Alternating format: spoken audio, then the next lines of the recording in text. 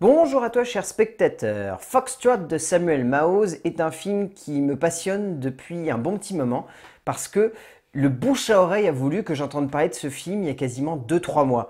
Juste comme ça, par bribes, mais plein de gens me disaient que le film était démentiel, hyper ambitieux, novateur dans sa catégorie, qu'on n'a pas vu ça au cinéma depuis très longtemps, un cinéaste avec autant d'ambition dès un premier film. Et du coup, je me suis vraiment demandé, est-ce que c'était pas faire un petit peu trop monter la sauce pour un film qui peut-être allait être simplement une œuvre d'auteur se perdant parmi tant d'autres sortant dans les salles d'arrêt d'essai. Et du coup, en même temps, je me hypais tout seul pour le film et en même temps, j'y allais avec crainte en me disant, faut pas non plus que j'y aille trop comme ça. Le résumé pour faire simple, Michael voit sa vie basculer du jour au lendemain lorsqu'un chef de l'armée débarque chez lui et lui annonce que son fils vient juste de mourir au combat. Bouleversé, le père va alors tenter de comprendre comment il a pu perdre son fils ainsi, mais les choses ne sont pas aussi simples. Alors, même si je me suis hypé, le film est fou. Foxtrot est une œuvre d'une grande intelligence qui parvient à la fois à créer un divertissement qui soit simple et qui dégage un humanisme mais d'une telle puissance. Ça faisait longtemps que j'avais pas eu autant la sensation de voir un film qui me parle en tant qu'être humain. Il y a des films comme ça, je sais pas si vous avez ressenti ça, mais des films qui arrivent à évoquer des sentiments qui sont profondément ancrés en nous et sur lesquels on a souvent du mal à poser des mots. Que ce soit des émotions, des sensations, des instants ou des fragments qui forment un tout où on se dit ça a une logique, ça a un sens. C'est difficile des fois de poser des mots là-dessus et encore plus des images.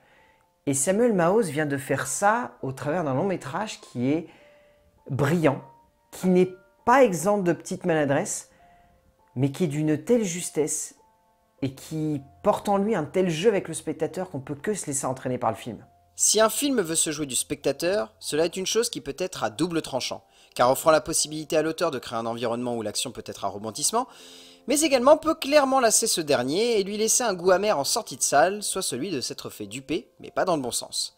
Mais il est indéniable que ce ne sera pas de cet œil que le film de Samuel Maoz sera regardé, car le metteur en scène israélien vient clairement de livrer un métrage d'une intensité et d'une justesse cinématographique folle, mélange des genres assumés à son paroxysme et film aussi actuel qu'universel sur l'horreur de la mort et la frayeur de l'humanité en perdition. En termes d'écriture, Samuel Maoz, alors je ne sais pas ce qu'il a bouffé, mais sérieusement, il a réussi à créer un scénario que je trouve d'une réelle inventivité. Le film est clairement découpé en 3 actes, là-dessus il a une structure dramatique qui est extrêmement simple, mais c'est pas dans son découpage et dans le développement qu'il y a derrière ces 3 actes, une structure qui soit classique. Le geste est classique, ce qu'il y a dans ces parties l'est très loin. Je ne veux pas trop en dire pour ne pas vous enlever la sève, parce qu'au final, je ne vous ai quasiment rien dit en faisant le pitch. Mais c'est voulu parce que le film a besoin d'être une constante découverte pour vous, si vous décidez d'aller voir en salle. Parce que ce n'est pas un film qui se contente simplement d'évoquer des fragments de vie. C'est un film qui construit une grande structure autour de qu'est-ce que la vie. Est-ce que la vie, c'est quelque chose qui peut disparaître en un instant? Ou est-ce que la vie, c'est quelque chose qui doit se vivre sur l'instant? Est-ce qu'il faut qu'on soit dans une optique de voir la vie comme quelque chose qui va forcément un jour s'éteindre? Ou est-ce qu'on se doit de voir la vie comme quelque chose qui doit être pris à un instant T, point, et où on ne doit pas forcément s'imaginer l'après? C'est la grande intelligence de cette écriture qui parvient, au-delà de ça, à construire un tout qui soit d'une cohérence folle, qui est une thématique claire du début à la fin, donc la vie, et qui arrive à jouer avec cette thématique pour l'emmener dans des retranchements où le spectateur va constamment se poser des questions, ne va jamais rester comme ça, simplement à regarder l'œuvre. Bien évidemment, on peut regarder l'œuvre simplement comme ça, bien évidemment, mais on peut aller plus loin et constamment remettre en cause chacune des actions des personnages pour se poser la bonne question. Celle qui va créer cet instant où on va se dire l'œuvre va plus loin que ce que je pouvais en attendre. Et c'est un peu l'effet que ça m'a fait tout le long du film parce qu'il y a constamment des éléments qui remettent en cause ce qui se passe à l'écran et qui incitent le spectateur à se remettre en cause. Tous les personnages, les éléments perturbateurs, la structure dramatique et narrative du métrage, la constante mouvance dans laquelle se prend le spectateur au fil d'une aventure impeccable et magnifique, tout cela démontre un vrai talent d'auteur et de compositeur cinématographique de la part de Maoz. On se souviendra longtemps de la maestria avec laquelle il parvient à créer bien plus qu'un simple film ambitieux, mais bien une œuvre qui en termes d'écriture s'impose d'elle-même comme un modèle du genre. Un film aussi intense que réaliste, aussi évocateur que provocateur, aussi moderne qu'intemporel, aussi extraordinaire que simple, bref, tout ce qui fait la sève d'une grande œuvre de cinéma. En termes de mise en scène, Samuel Maoz est un auteur d'une inventivité folle. C'est son premier métrage, sérieusement. C'est calculé et millimétré à 200%. Ça m'a fait penser par moments à du Wes Anderson, clairement. Vu la symétrie de certains cadres, il y a des instants où on n'est pas loin du Wes Anderson. Un peu aussi de Roy Anderson, je trouve, dans la manière de placer en fait ces cadres. On sent qu'il y a cette envie. Roy Anderson, ce qu'il aime beaucoup, je vous le renvoie sur la vidéo du Fossoyeur de film qui en parle très bien dessus, mais Roy Anderson, ce qu'il aime beaucoup, c'est jouer sur la longueur du cadre en fait et sur le développement du burlesque et du loufoque au sein du cadre. Le mélange des genres de Foxtrot incite un petit peu le cinéaste à jouer là-dessus, dans le sens où on va poser une situation, par exemple le checkpoint, à un moment, et la barrière va se lever, et on se dit « Oh, bah c'est juste une voiture qui va passer ». Et non, c'est un chameau. Et il y a plein de petits trucs comme ça qui sont menés de cette manière-là. C'est ce que je trouve hyper intéressant dans la mise en scène de Samuel Maoz, et c'est ça, et c'est également le travail du mouvement. Le mouvement est travaillé avec une telle minutie et une telle parcimonie dans ce film. Il y a une séquence où Michael va être devant sa femme et en fait lui va être assis dans son fauteuil et sa femme va être debout. Et la caméra va faire un long travelling tout autour de lui, circulaire, et sa femme elle aussi.